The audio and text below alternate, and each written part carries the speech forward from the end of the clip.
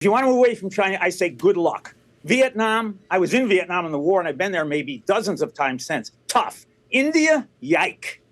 So it's not so easy to do that. You might as well move it to the United States. See, the thing about the United States, the advantage the Chinese have is not only lower labor, they have lower regulations and they have an availability of the workforce. We need that in the U.S. One of the things I will say, and the National Association of Manufacturers will say this, we don't need the tariffs to impel onshoring.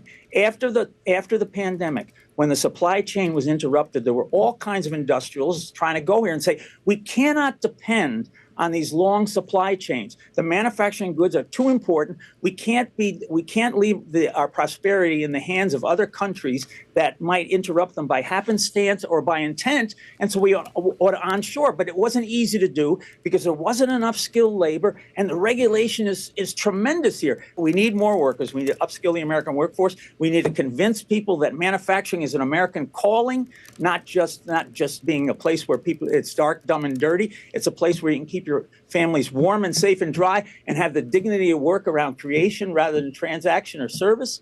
And you'll have a great pay and great life associated with it. And I think that's why the tariffs are kind of interesting, but they're not really needed in that situation. Right.